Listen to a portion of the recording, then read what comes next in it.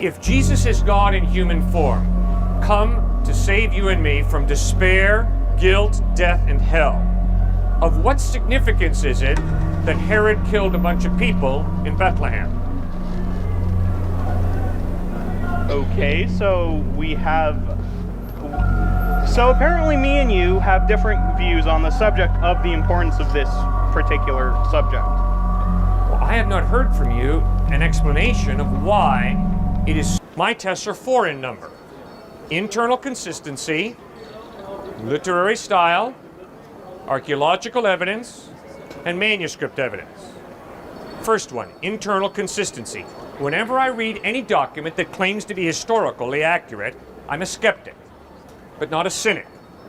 And so I look for contradictions within this historical record. If the contradictions exist, my skepticism rises. If there's an internal consistency, I begin to trust the document a little bit more. Second test, literary style. Is the literary style of the document, once upon a time in the land of Nod, Wink and Blink and Nod took a boat ride? That's not historical narrative, that's fairy tale. So if it's fairy tale, as a literary style, I'm not going to trust it to give me accurate historical information. But when you read the Gospels, you'll notice the literary style is historical narrative. At this time, in this place, with these people around, Jesus said this, he did that. Third test, archaeology. Was Jesus born on the island of Atlantis? If he was, I got a problem with the text, because archaeology does not verify the existence of the island of Atlantis. But in reality, Jesus was born, according to the Gospels, in Bethlehem, archaeologically verifiable. Fourth test. How do we know that we have what those guys wrote nearly 2,000 years ago? Have you ever played the game telephone? You sit in a circle, you whisper a secret in the ear of the person next to them, they whisper it in the ear of the person next to them, and by the time the secret reaches the end of the circle, it's totally perverted. Yes, I have played that game. No, that is not how we have the Gospels handed down to us. The Gospels of Matthew, Mark, Luke, and John that we have today are right from the original Greek, which is the language they were written in.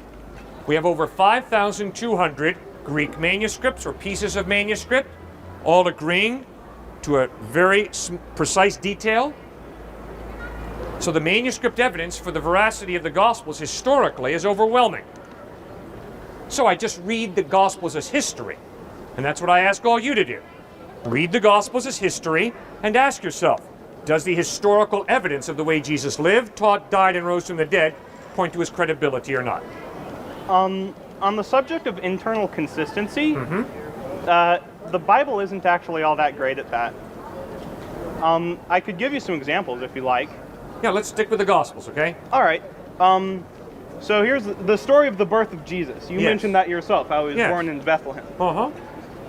If we go to the Gospels to look at this, to see what the Gospels have to say about the birth of Jesus, only 2 of the Gospels actually say anything about it. The rest of them pick up as he's an adult. Yep. And the 2 stories given are incompatible. In one story, Jesus is born, and then Herod, who has been given warning of this event, he decides to massacre the children. And to avoid this, Jesus and his mother flee to Egypt, and then later they go to Nazareth. But in the other one, Jesus is born, and then they stay there for 40 days to, I think there's some event, I think, that they're staying for, and then they go to Nazareth. So we see an inconsistency. Okay.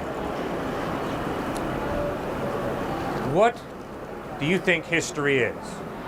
Do you think there's any book on any portion of history that includes every detail of what happened? No. Good. So you agree with me that history is a selective account of what happened? Yes. Okay. That's what you have in Matthew, Mark, Luke, and John. You have 4 independent accounts that are selective accounts of what happened. It's like this. You and I are standing down on Guadalupe. We see 2 cars coming down the road. We hear a screech of brakes.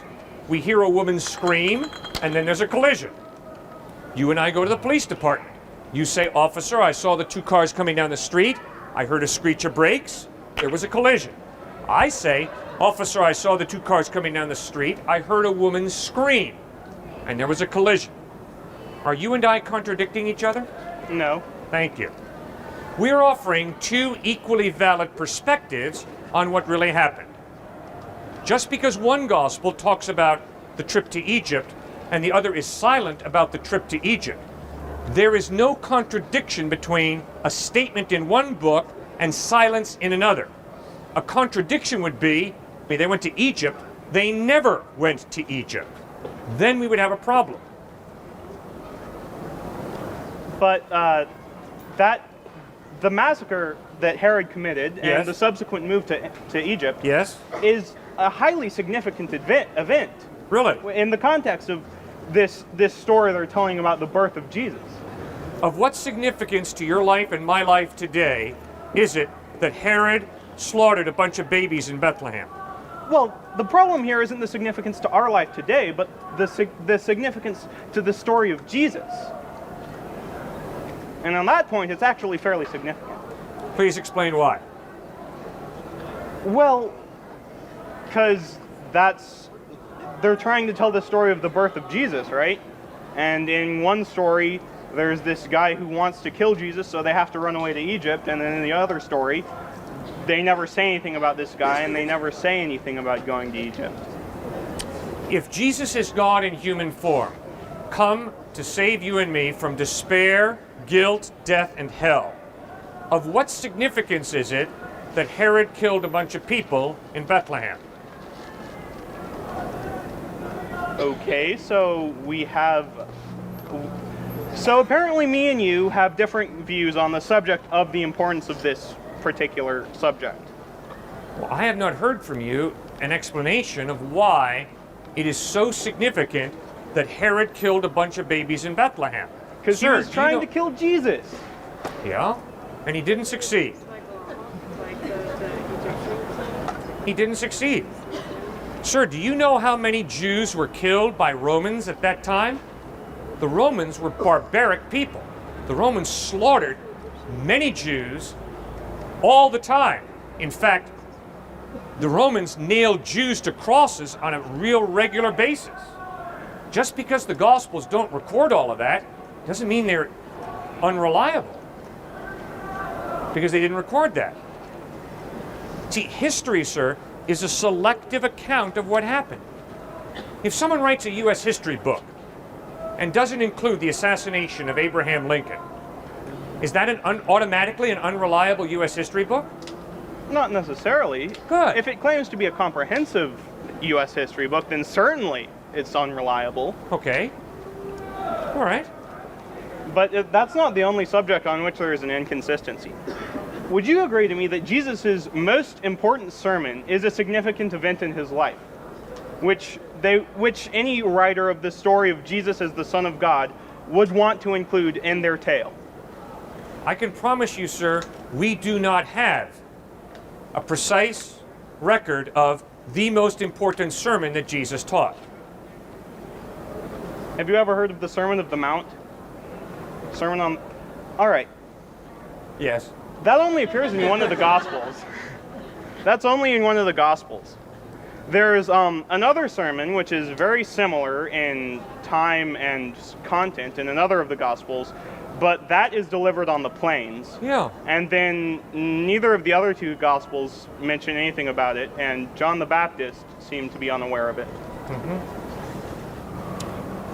Do you have any idea how many years I have spoken in Austin? No.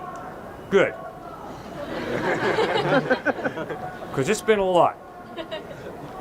And I can promise you, over the past 20 years of speaking on this fine campus, I have repeated myself, I have said different things, and if someone were to write a record of what I've said out on this West Mall, it would be very different from what someone else would record, because I've said a lot, I've repeated myself, I've done some really unique things that I regret, that I'm not going to repeat. So, you're grappling with, what does it mean to give a record? And the Sermon on the Mount in Matthew chapter 5, 6, and 7 is not a claim that Jesus gave this thing all from beginning to end, and this was it. That Sermon on the Mount has a lot of different sayings that Jesus undoubtedly said not just once, not just on a mount, not just on a plain, sir, but a lot of other times. That's why the oral tradition was so strong, because Jesus repeated himself and repeated himself. He spoke in parables. I hope you don't think he gave the parable of the Good Samaritan just once. No. Good. So if one gospel writer were to record that Jesus gave the parable of the Good Samaritan on a mountaintop, and another would say he gave the parable of the Good Samaritan in a boat on the Sea of Galilee. Sir, that's not a contradiction. The same way that if someone records that Cliffe said this in one place, and he said the same thing in another place, that's not a contradiction, sir. It's not a problem. Right? All right. Okay, but let me make one quick more comment. You see, sir, I am very, very frustrated with the dishonesty of some, not all, some religion professors who critique the New Testament by doing exactly what you've just been doing. What I mean is, it is intellectually dishonest to have such a precise requirement that everything line up perfectly. And if everything doesn't line up perfectly, it's obviously erroneous. See, that's intellectually dishonest. Why? Because if you go to any other document and you apply the same stringent test to that other document that these religion professors are applying to the New Testament, you'd blow that book right out of the water. See, so the lack of ability to be consistent in those stringent textual criticism, that really disturbs me. I don't think it's intellectually honest. All right. Does that make any sense? Yes. All right. So I'll waive the internal consistency bit for now. Okay. Well, I appreciate you and I respect you. You need to hear me, okay? Okay. Sometimes talking to people, I feel like, man, they're not listening to me and we're not getting anywhere. But I really appreciate that. All and right. Respect you. So there was internal consistency, writing Literary style, historical evidence, and No. Internal consistency, literary style, archaeological evidence, and manuscript. And manuscript Yes, evidence. sir. Yes. Isn't literary style more a function of how it is written, how it is chosen to be written, than any truth or falsehood of the tale? Yeah. All right. Yes. But then it shows intent, right? If I say to you, once upon a time, and then I say to you, yesterday I was out here speaking on this West Mall. Yes. Those are two different claims. Yes. I better be honest in the intent that I'm communicating to you. You know, once upon a time, I'm not implying that this really happened. But if I say to you, yesterday, Tuesday, November 17th, I was standing out here and this is what I said, you better take that differently than when I say, well, you know, once upon a time, Hansel and Gretel went up a hill to fetch a pail of water. Yes. So, but it doesn't change any of the content. It's just a matter of intent, right? Well, yeah, but I mean, if my intent is to communicate to you truth about where I was yesterday, then I use a style that says, at this time in this place is where I was. If I say once upon a time, I'm not communicating specificity, I'm not communicating an accurate event. Right. But the Bible has been translated many times, right? Mm-hmm. So, and a lot of this translation was done by people who had an intent about the story, right? Mm-hmm. That, like, have you ever, the Council of Nicaea, I think, that there was a few people who specifically chose books, like books that had been written about Jesus, and took these together and said, this is the New Testament of the Bible. All right? So if you have a number of documents, and you want to choose, and they certainly had an agenda. They certainly believed that Jesus was God. Mm-hmm. So the ones that they choose would be the ones whose intent matched their own intent, wouldn't it? Okay, great point. Dan Brown in the Da Vinci Code got a few things mixed up. The Council of Nicaea, sir, did not determine the New Testament. The Council of Nicaea struggled through the identity of Christ. How was the New Testament, the 27 books of the New Testament, put together? It was put together over a long period of time by the eyewitnesses, by those who knew the eyewitnesses, by those who knew them. Matthew, Mark, Luke, and John were accepted as authoritative right in the first century. They were read as authoritative. So were Paul's writings in the second century. Hebrews, 2 Peter, 2nd and 3rd John, Jude, lots of questions, into the 200s even.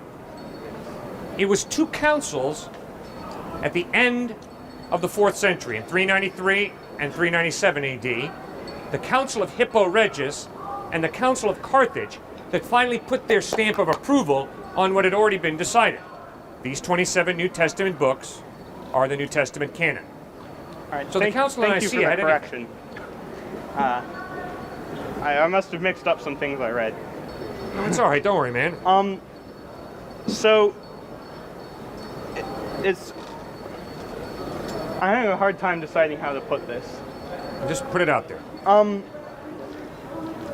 Certainly, there's a lot of. Have you ever heard of the story of George Washington cutting down the cherry tree? Yeah. All right, that never happened. That's not an actual thing that George Washington did. Good. How do you know that? Well, we know that because we know exactly who made it up. We know that there was a person who admired George Washington and wanted George Washington thought of as a great person, and he created this story. Good. And this happened 200 years ago. Uh-huh. And it's, something we've all heard and something we've all thought about. So this intentional creation of something that didn't happen to aggrandize a person, Uh-huh. we have records of this happening, like, all the time. So what makes you think that that didn't happen to Jesus? That's Because the same tools that we use to determine George Washington did not cut down the cherry tree, we use to determine, did Jesus really live or not? What did he do when he was alive? Did he die on a cross? Did he rise from the dead or not? It's a study of history, which is a great study. And I love the certainty that you exhibited when you said, and we know that George Washington did not cut down the cherry tree. Why? Because we study history. And the historical record does not include that. That is a bit of folklore that grew up around George Washington. And guess what? We know the same thing about Jesus when it comes to the Gnostic Gospels. We've got Jesus in the Gnostic Gospels killing a playmate, then raising him back to life. We've got Jesus making some clay pigeons and turning them into real birds. And we know from the historical record in the first century, no, these are legends, folklore that grew up. We know Siddhartha Gautama Buddha did not believe in God. Well, you go into the homes of a lot of Buddhists, and they're worshiping gods. Well, that's not what Siddhartha Gautama Buddha taught. Siddhartha Gautama Buddha was agnostic, didn't believe in God. Well, how do we know that? By studying the teachings of Siddhartha Gautama Buddha. That's how we know that. So, we have ways called historical critical thinking of ascertaining what did Jesus really do, what did he really say, how did he die, how did he rise from the dead. That's how we do that, determine that.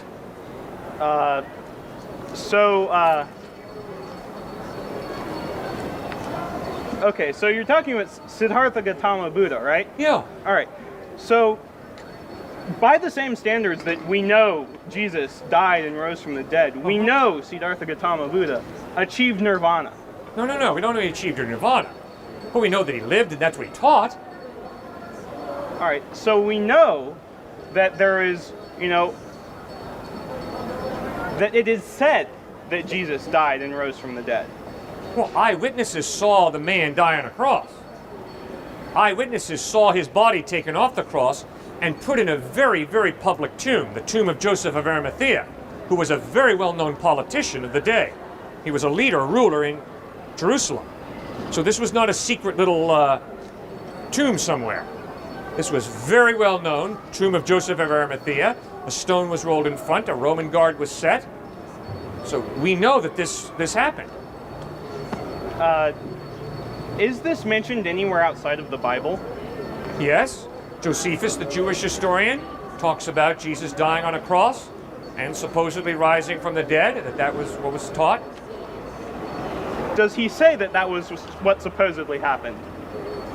No, he's pretty direct. He says, the guy rose from the dead. And the question is, well, then why wasn't Josephus a follower of Christ? So it's a hard question when it comes to what was going on there with Josephus. But I mean, he writes about it, about Jesus as an historical person.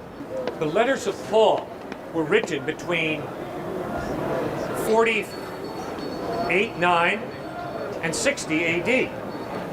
So you've got Paul writing 1 Corinthians 15, where he writes that Jesus, well, he writes, "What I received, I passed on to you as of first importance, that Christ died for our sins according to the Scriptures, that he was buried, that he was raised to life on the third day according to the Scriptures, that he appeared to Peter, James, the other apostles, and then he appeared to over 500 people who saw him risen from the dead."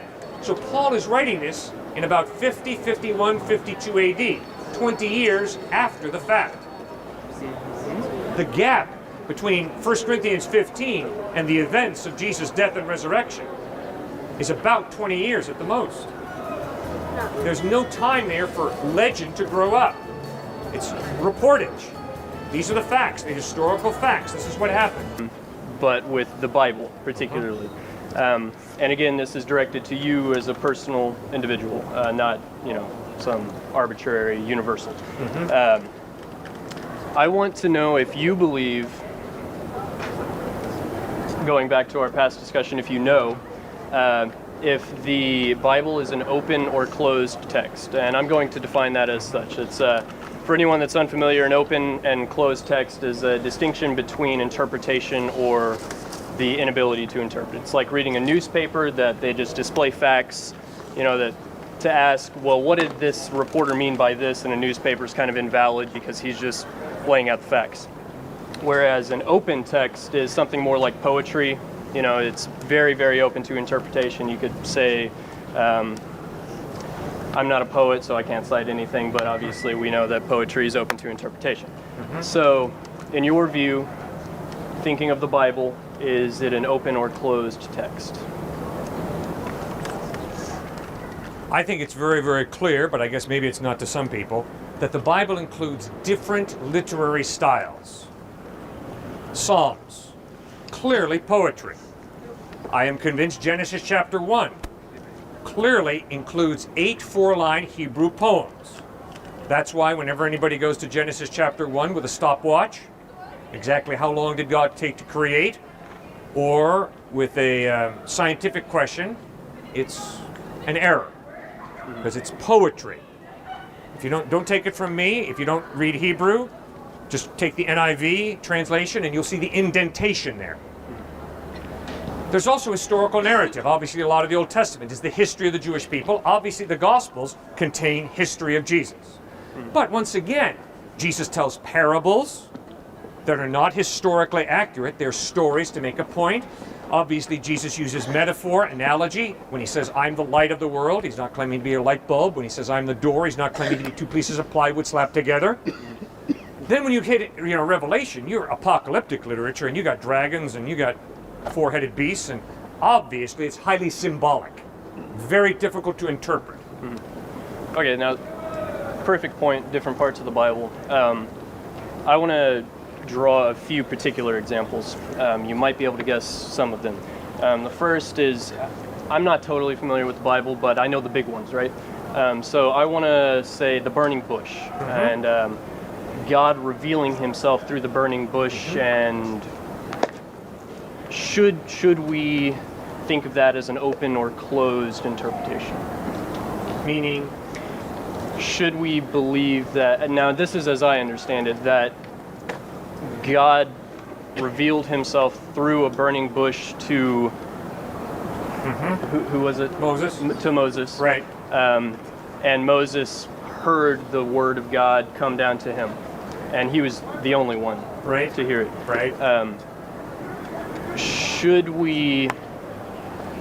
Should we interpret that as literally there was a voice booming down from the heavens that only Moses could interpret, and God was obviously this burning bush, or should we say that this is symbolic of something?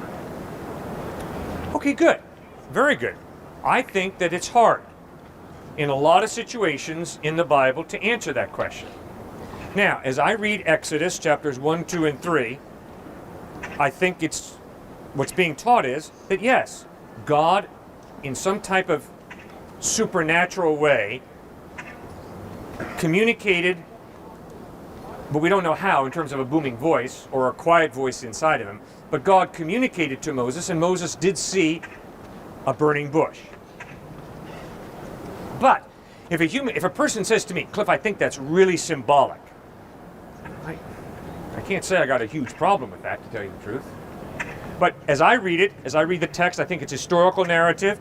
I think it's communicating clearly that yes, there was a burning bush that Moses was confronted by. But no, I don't think the text makes it clear that it was a booming voice. It could have been a very quiet voice. But somehow God communicated to him. I don't know exactly how. Okay. The other example is the resurrection of Christ. Yes. And this is the big one, right? You got it. We talked yesterday about life being defined as animate as opposed to inanimate. Yep. Having a beginning and an end. Mm-hmm. It is not eternal. Yep. And so, I mean, this one, for me, I really got to know. I mean, if Christ is ever going to make his way into my heart, I'm going to have to know that dude rose from the dead. Yep. I mean, he was dead and then not. Yep. I mean, that is definitely a superhuman sort of thing. Right on. So, and I've heard you say that's one of his sources of reliability, that he made this claim, I'm going to be put up on that cross, but 3 days after I'm going to rise. And according to the Bible, he did. According to the Bible, and this goes back to the open or close. So is that an interpretation, or should we believe that Christ literally was crucified, stabbed, and we've probably all seen the Passion of the Christ. Yeah. We know what happened. Yeah. And then reversed all of that and came back to life. You bet. All right, it's a great question. I'll read the text, and I think it's fairly clear what the text is claiming. Okay. While they were still talking about this, Jesus himself stood among them and said to them, "Peace be with you." This is Luke chapter 24. They were startled and frightened, thinking they saw a ghost. I like that. They were startled and frightened, and they thought, not, he's risen from the dead. No. They thought, whoa, ghost. Some type of weird experience. He said to them, "Why are you troubled? And why do doubts rise in your minds? Look at my hands and my feet. It is I myself. Touch me and see. A ghost does not have flesh and bones as you see I have." When he had said this, he showed them his hands and feet, and while they still did not believe, boy, the honesty of the text I like, that attracts me. While they still did not believe it because of joy and amazement, he asked them, "Do you have anything here to eat?" They gave him a piece of broiled fish, and he took it and ate it in their presence. Something obviously only an inanimate object could do. Well, maybe not obviously. Well, but I think the text is obviously making a crystal clear claim that this was really Jesus, physically risen from the dead. His own disciples doubted it. Gosh, they said, this is a ghost. I don't blame them. I would have said the same thing. But then, obviously, Luke is bending over backwards to say, he dealt with that doubt and said, "Give me something to eat, guys. Let's eat together." All right. So that was Luke. Luke 24. Luke 24. So Luke witnessed the resurrection of Christ. He obviously doubted it, as any sane human would, because it's pretty consistent. And when people die, they're permanently dead. But not Christ. He came back and he asked them to touch him. They felt his flesh and bone. They gave him something to eat. He proved that he had truly risen from the dead. I gotta say, Cliff, it's a stretch for me to believe. And if that's going to be one of the main claims about Christianity and that worldview, why should I believe it? Well, I think there are a few reasons you should believe it. Okay. First of all, because you as a human being know that when someone loves you, it's really wise to respond in love. And obviously, Jesus insists that he loves you. And the wisest way to respond to love, be it a human being or be it God, is to love in response. Secondly, obviously it's claiming that this really historically is true. And I think it's really clear. I think you've made it clear that you appreciate thinking and that you don't want to believe a lie. You want to follow what's true. A third reason that I think it'd be wise to trust Christ, to trust God, is because obviously you've got 2 feet that you can put in your stockings every morning. And I don't think that those 2 feet are just accidents. They're gifts. And it's appropriate to say thank you to whoever gives you gifts. And I think that's a natural response for you and for me, to say thank you when someone gives us gifts. And then fourthly, I think a good reason for you to pursue Christ, check it out even further, is because I think you affirm life. I think you enjoy life and appreciate life. And therefore, if there is life after death, if there is heaven, I think you would be keenly excited and interested in that. Well, I got to say, I really do love the prospect of heaven. But as you pointed out, I do engage with this reality as much as I see fit. And not so much talking about God, but I'm going to refrain from using the term God because that is a very, very broad term. In this sense, I'm talking about a God through Christ. And the main source of our knowledge about that is the Bible. And I think one of the students that I witnessed that had a very good point was Colin. He talked about the historical validity of the Bible and the use of the Bible in interpreting our reality from day to day. And yesterday we spoke about the truth, belief, and knowledge. And in those 3 things, you mentioned the necessity of experiencing reality. And before I spoke to you, you made an example about if everyone can see under my right hand that there is a pink elephant, big pink fluffy elephant under my right hand, obviously I'm a nut. We can see in this reality that there is not that. Right. We as humans tend to value tangibility. I know this coat is here because I felt it. It can, change the way I feel in some way. So, citing the Bible as proof of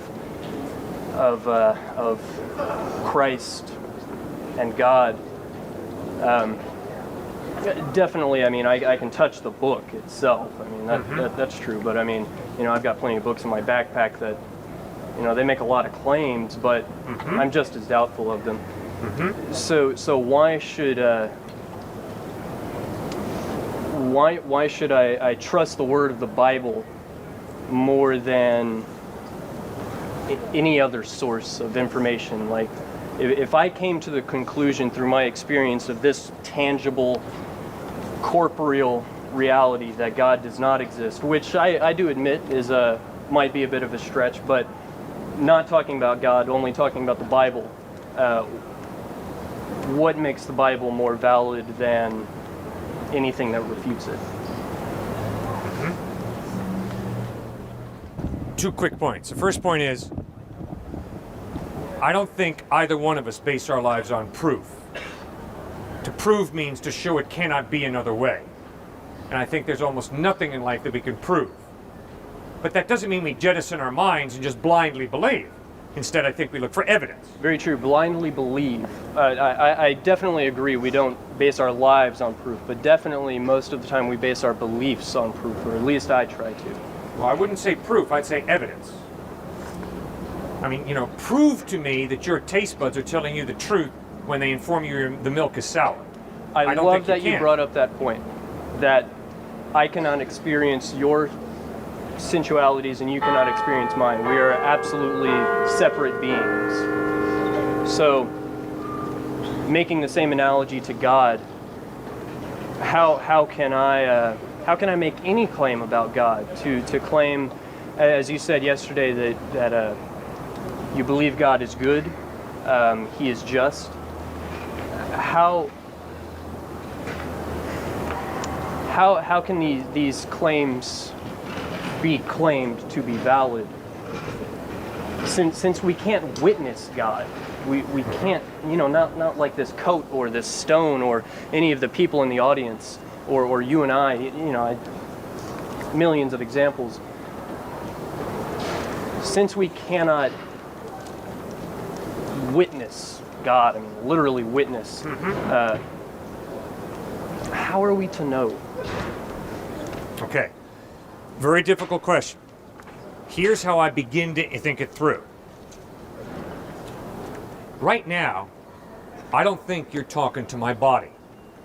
You can grab hold of my body, but that's not what you're talking to.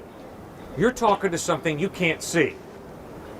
You're talking to me, meaning by that personality, meaning by that individuality, meaning by that mind, meaning by that free will, meaning by that me. In spite of the fact that you can't see me, there's evidence that I'm here, physical evidence, but even more importantly, I think you've come back today because the conversation that we had yesterday was halfway meaningful. Absolutely, it did introduce some interesting perspectives. Right. Okay, so now, the Cliffe that you're talking to is not a physical, not just purely a physical hunk of matter here. It's something you cannot see. Me. So the same way I can't see you. Yes, I see your body, obviously, but I can't see the real, is it Tim? Yes. The real Tim that I'm talking to, I can't see and tangibly grab hold of Tim. All right, now I've got to take the next step. If I can... Yeah, go ahead. Just hark to the nuances of language. To me, there is a certain Timness, to you a certain Cliffness. Yes. Okay. You bet. You got it. That's not physical. Yeah, absolutely. They're unique qualities to Correct. each of us. Exactly. As I told you afterwards, and I was totally sincere, I really enjoyed talking with you. Good. I think the way you think and the sincerity that I'm picking up from you is an absolute delight. I do my best to make a discussion and not an argument. You succeed. And I applaud your success. Now, the challenge for me is there a being who is unseen? I can see Tim, but is there a being, God, who I cannot see, but who has left evidence that he exists? And is it possible for me to connect with this being? Now, Jesus Christ, as an historical person, says yes. And furthermore, what Christ insisted was this being, God, is interested in connecting with you and with me in a spiritual way. Now, obviously, Christ was either blowing smoke or he was speaking the truth. And the biggest reason that I accept that he was speaking the truth is because of this resurrection. I think, man, the guy rose from the dead. He's really reliable. I think there really is a God who actually loves you and loves me and wants to connect with us. If I could interject. Being it as it may, that we are separate individuals and there are certain qualities that if someone just sees me walking down the street or sees you walking down the street or anybody walking down the street, there are things that they will not know about that person just from witnessing their body. Now, citing the resurrection of Christ as evidence, again, I'm just still really I like the tangible. And if I was Luke in that situation and I witnessed Christ resurrect himself and I grabbed his arm and, didn't just fly through it like it was a ghost, I would beyond any doubt believe, because I probably would have witnessed him being crucified and then I see the holes in his wrists and his feet and, all the carnage that ensued, and then I feel him. Despite the fact that there are qualities about me that cannot be expressed through my physical existence, I can still learn about things through that physical existence. But, I know how that feels because I touched it. Things can be communicated through my body now. And again, if I was Luke, beyond any doubt, I would believe, after performing a feat like that, I would believe anything Christ said. Unfortunately, I can't do that. I have to cite things like the Bible, historical writings, and things like that. So, take it from there, Cliff. Right, first of all, I've miscommunicated. Luke was not an eyewitness. Luke records what he probably got from Peter, Paul, and James, and the other disciples. All right, now, Tim, I'm not that different from you. I really wish that I could have seen the resurrected Christ. Okay, that would help me a lot with my doubts, with my questions, so what you say resonates. I wish that I could have been there. That would help me. But now, what I probably need to do is, subjectively, I need to cry out, Christ, if you really are there, I ask you to reveal yourself to me. I don't know how that's going to be, and I better be careful that I don't have a bunch of expectations about what he's got to do in order for me to believe in him. Instead, I think it'd be wise for me just to be very humble and say, all right, God, if you're really there, Christ, if you're really the truth, I don't know how you're going to do it, but help me, because I'm struggling. And to be honest with you, Tim, at times I have done exactly that, because I have struggled. I'm a lot like you. I do a lot better with a physical corporal right here. I can see it, I can touch it. And so I've had to struggle through that. That's not been easy for me. So I hear you loud and clear.